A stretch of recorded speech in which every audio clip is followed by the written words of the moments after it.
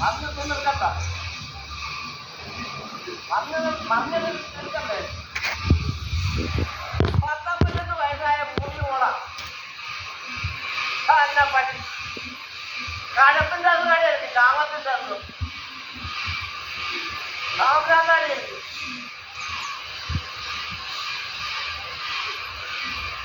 കാമരാന്തി ഇതുപോലെ ഞാനെടുക്കാം.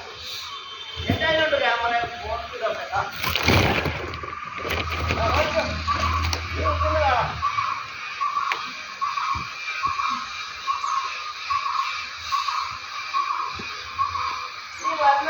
ഈ നാട്ടിലുള്ള ആണുങ്ങളൊക്കെ തന്നെ പിടിക്കാൻ ഉള്ള പണി നീ ഒപ്പിക്കണ്ട കേട്ടോ.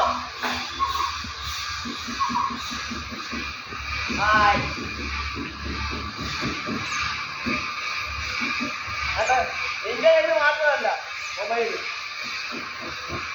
എനിക്ക് ഭ്രാന്താണെങ്കിലേ തിരിക്കാൻ പറയണി. എനിക്ക് രോഗം വേറെയാ, കാമഭ്രാന്ത. ഇത്രയും വയസ്സായ 52 വയസ്സായ ഒരു വഴി കൂടെ നടക്കാനൊക്കെ ഇല്ല. അവിടെ ഒരു ജോലിക്കാർ വന്നിട്ടുണ്ടെങ്കിൽ നിനക്കെന്താണ് ഈ രോഗം? എന്താണ് എനിക്ക് രോഗം? അവിടെ ജോലിക്ക് വന്ന ആ പിള്ളേർ ജോലി ചെയ്ത് അവരെ വീട് വളർത്താനാ. അത് നിന്നെ പോലെ വിചാരം ചെയ്യുന്നതല്ല.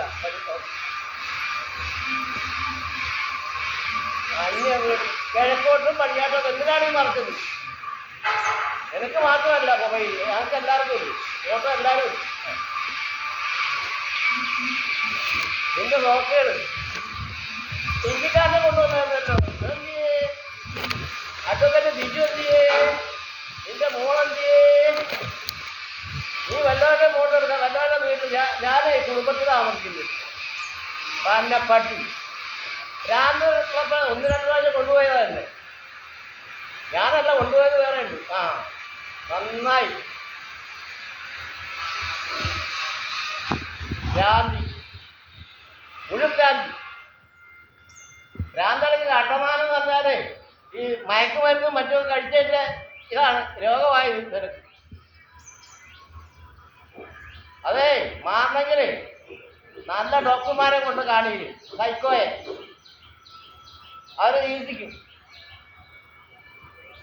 നാട്ടുകാർക്ക് എന്നെ ഉണ്ടാവരുത് പുല്ലേ. നീ ഫോട്ടോ എടുക്കണ്ട, എൻ്റെ കയ്യിലുണ്ടടി.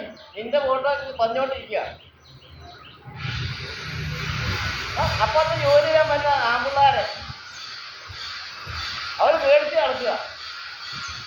ഈ ആലവരാൻ ഈ പെണ്ണുമ്പിള്ള 52 വയസ്സായി മോശയ്ക്ക് മധു തട്ടതും കയറ്റി നടക്കുക. ദേശമാണ് പോയി വൃത്തികെട്ട സ്ത്രീയാണ്.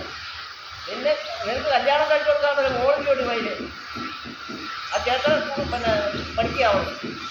നിന്റെ ഭർത്താവ് എന്തിയ പഴയ പഴയല്ല, ഭർത്താവിനെ കണ്ണ് ഇരിക്കണം. പാലമുറ്റത്ത് അവൻ്റെ കൂടെ അതാണ് ബിജുകുമാർ.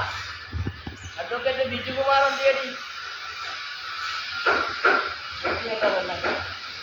നാണം കേട്ടോ.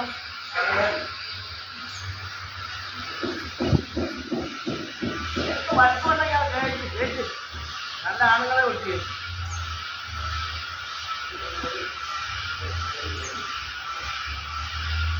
അതേ 4 പേര് കാണട്ടെ സാമാനം ആദ്യം ഇറക്കിയിട്ട് അതൊന്നും കാണില്ല. അമ്പതാറ് വരും.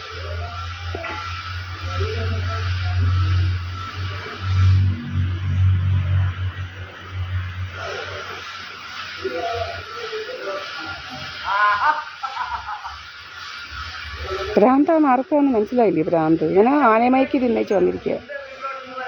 ആനമൈക്കൊക്കെ അടിച്ചോണ്ട് വരിക ഇവൻ. മാസ്കും ഒക്കെ വെച്ചാൽ ഇങ്ങനെ ഇരിക്കുന്ന ആൾമാറാട്ടക്കാരൻ.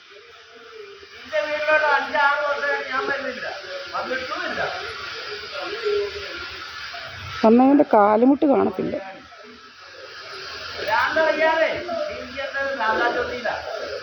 ഞാനല്ല ഇവിടെ വീട്ടിലേക്ക് വരുന്ന വഴി കളയുക.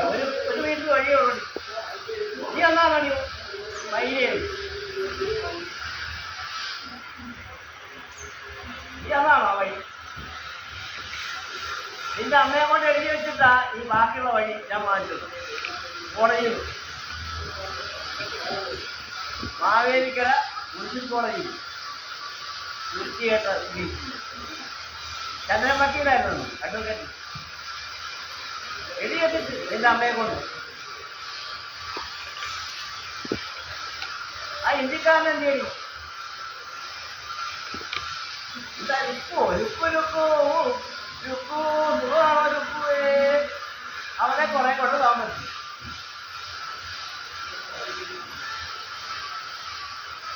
ലുക്കേ അവിടെ പിന്നെ ഫ്രണ്ട് വീടിന്റെ പേര് ലുക്കുവിന്റെ പേര് എഴുതി വെച്ചിട്ടുണ്ട്. സഹവേദ മന്ദിരം കഴിഞ്ഞിട്ടുള്ള ലുക്കുവിന്റെ പേര് കൂടി. അതല്ല ഇപ്പടി ആ പേരങ്ങ് മാറ്റിയത് ലുക്കു മന്ദിരം. വിചാരി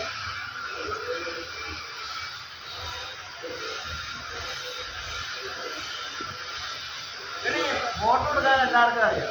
ക്യാമറയുണ്ട്, പിന്നെ ഇതുണ്ട്, മൊബൈലുണ്ട്. എന്തിനാണ് ഇങ്ങോട്ട് ഫോട്ടോ എടുക്കുന്നത്? മോശയിലോട്ട് എന്തിനാണ് ഫോട്ടോ എടുക്കുന്നത്? ഭ്രാന്താണെങ്കിലേ സൈക്കോയെ കൊണ്ട് കാണിക്കാൻ പറഞ്ഞു എൻ്റെ അമ്മയോട്.